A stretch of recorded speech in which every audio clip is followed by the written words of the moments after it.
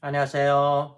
베드로의 선한 계신 영재 목사입니다. 2월 5일 금요일 오늘의 말씀 묵상 시간입니다. 오늘 우리에게 주신 말씀은 마태복음 22장입니다. 15절을 읽고 말씀을 나누겠습니다.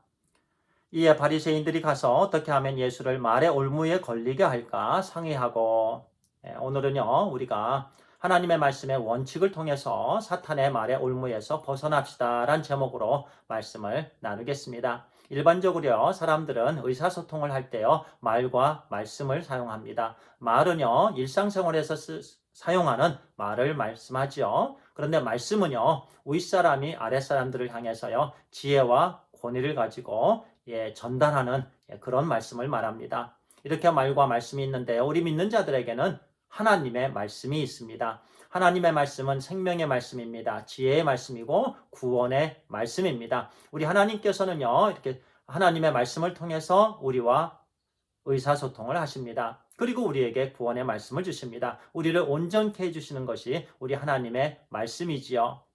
말 자체는요, 아주 좋은 거예요. 우리 하나님께서 사람들의 의사소통을 위해서 주신 것입니다. 그런데요, 문제가 될 때는 바로 말이 말썽을 일으킬 때예요. 그러면 말이 언제 말썽을 일으키나요? 하나님의 말씀이 약해질 때입니다. 하나님의 말씀이 적어질 때입니다. 하나님의 말씀에 집중하지 않을 때입니다. 그러면은요, 인간의 말이 풍성해집니다. 인간의 말은요, 기본적으로 죄성이 있기 때문이에요. 사람의 마음을 헐트시켜요. 사람의 마음에 상처를 줍니다. 송곳과 같은 것이요, 인간의 말이에요. 그래서요, 인간의 말이 많은 단체일수록요, 문제가 일어나고요, 갈등이 생기고요, 갈라지게 됩니다. 그래서요, 교회 공동체, 믿음의 공동체도요, 인간의 말이 풍성하면 늘 문제가 생깁니다.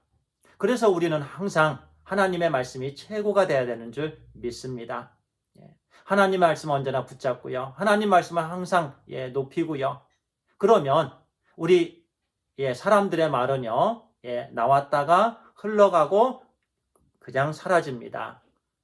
그런데요, 하나님의 말씀이 이렇게 풍성해지면요, 이제 우리 하나님께서 기뻐하시는 그런 믿음의 공동체를 이루고요, 우리가 그런 삶을 살아갈 수가 있는 거예요. 오늘 우리에게 주시는 말씀은 말인데요, 조금 더 깊이 들어가서 말의 올무입니다. 사탄은요, 이 말의 능력을 알기 때문에요, 말의 올무를 통해서 주님을 늘 공격했어요. 그래서요, 주님께서 가시는 곳마다 항상 말의 올무가 따라다녔습니다. 오늘 말씀에도요, 바리새인들과 또 헤롯 당원들이 예수님을 말의 올무를 통해서 공격하는 것을 보게 됩니다. 어떻게 공격하는지 16절을 읽도록 하겠습니다.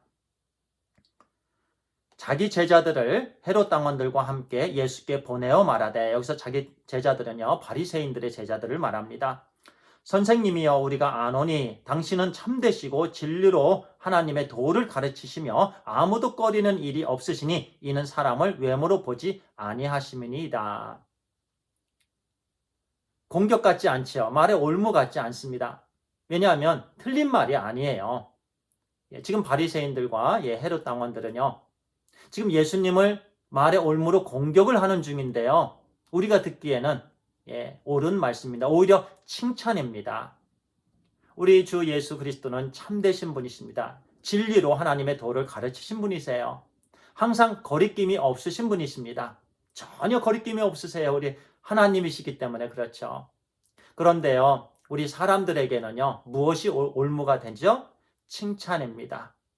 우리가 칭찬을 들으면 들을수록 그 칭찬의 씨앗이 뿌려지고요, 이 마음에 그 칭찬이 이제 마음밭에 들어가면 싹이 나고요, 열매가 맺히는데 그 열매가 교만의 열매가 맺힙니다. 그래서 칭찬이 위험한 거예요. 칭찬이 나중에는 교만의 열매가 되기 때문에 하나님께서 교만을 싫어하십니다.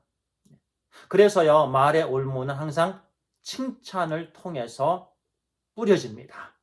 그래서 우리가 경계해야 돼요. 누가 나를 칭찬할 때 그것은 우리가 이것은 말의 올무구나. 사탄이 지금 말의 올무를 통해서 나를 공격하는구나. 그래서요, 항상 원칙을 통해서, 그것은 하나님의 말씀을 통해서 우리가 잘 벗어나게 되길 바랍니다. 우리 주님께는요, 그 모든 것이 올무가 될 수 없죠.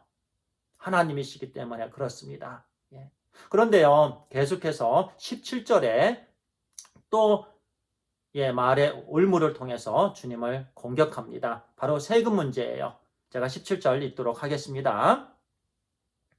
그러면 당신의 생각에는 어떠한지 우리에게 이르소서. 가이사에게 세금을 바치는 것이 옳으니까 옳지 아니하니까 하니. 가이사에게 세금을 바치는 것이 옳습니까? 옳지 않습니까? 말의 올무입니다. 그 말을 통해서 주님을 붙잡고자 했습니다. 그때 주님께서 이렇게 말씀하시죠. 19절과 21절에 세금 낼 돈을 내게 보이라 하시니 데나리온 하나를 가져왔거늘 예수께서 말씀하시되 이 형상과 이 글이 누구의 것이냐 이르되 가이사의 것이니이다. 이르시되 그런즉 가이사의 것은 가이사에게 하나님의 것은 하나님에게 바치라. 가이사의 것은 가이사에게. 왜냐하면 그 데나리온 동전에 가이사의 형상이 있기 때문에 가이사의 것은 가이사에게 바치는 것이 당연하다라는 거예요. 그리고 하나님의 것은 하나님께 바치는 것이 당연하다. 권능의 말씀입니다. 바리새인들과 헤롯 당원들은 말의 올무를 통해서 예수님을 잡고자 했지만 오히려 권능의 말씀을 통해서 그들을 꼼짝 못하도록 하셨습니다. 그런데 이 말씀에서요, 조금 깨닫게 된 부분이 있는데요. 자, 동전에는요 가이사의 형상이 있습니다. 그러면 가이사에게 갖다 줘야 되는 거예요. 가이사의 형상. 그런데요, 인간은 누구의 형상이 있죠? 우리에게는 누구의 형상? 누구의 형상으로 우리가 지음을 받았죠? 하나님의 형상으로 지음을 받았습니다. 그러면 우리가 누구의 것이죠? 하나님의 것입니다. 우리 형제님, 자매님, 하나님의 형상으로 지음을 받았습니다. 동전이 가이사의 형상이 있었기 때문에 가이사에게, 그러나 우리의 인생은 하나님의 형상이 있기 때문에 온전히 하나님께 드려진 삶을 살아야 된다. 그 당시 그 순간 우리 주님께서는 바리새인들아, 헤롯 당원들아, 참 어리석구나. 너희들이 하나님의 형상으로 지음을 받았는데 왜 진리를 깨닫지 못하느냐? 온전히 하나님께 인생을 왜 드리지 못하느냐? 그런 꾸중의 말씀이시기도 합니다. 그리고요, 주님께서 말씀하신 것은 당연한 말씀이죠. 세금을 내야 된다는 거죠. 만약에 세금을 내지 않아도 된다고 그러면 법을 어기는 것이니까 예수님을 잡고자 했고요. 또 우리가 세금을 또 로마에 주님께서 내야 된다고 그러면요, 또 매국노라고 또 그럴 거잖아요. 그들이요. 그게 말의 올무였기 때문에. 그래서 주님께서는 원칙의 말씀, 그리고 여기서 원칙의 말씀은요, 인간의 경험도 아닙니다. 인간의 지식이 아니에요. 하나님의 말씀에서 주시는 원칙입니다. 그래서 우리는요, 하나님의 말씀을 잘 공부하게 되길 바랍니다. 하나님의 말씀을 풍성히 알게 되길 바랍니다. 그러면은요, 아무리 사탄이 말의 올무를 통해서 우리를 붙잡고자 하고 공격하고 넘어뜨리고자 해도요, 우리는 항상 벗어나고 승리케 되는 줄 믿습니다. 기도하겠습니다. 아버지 하나님 감사합니다. 늘 사탄은 말의 올무를 통해서 하나님의 자녀들을 공격하는데 우리가 늘 하나님의 말씀을 공부하고 지혜의 말씀을 통해서 그 말씀의 원칙을 통해서 항상 그 사탄의 말의 올무를 통한 공격에서 벗어나게 해주시고 늘 승리케 해주시고 하나님 아버지, 우리가 하나님을 기쁘시게 하는 그런 삶을 살게 해 주시옵소서. 하나님 감사합니다. 우리 주 예수 그리스도의 이름으로 기도를 드리옵나이다. 아멘. 감사합니다.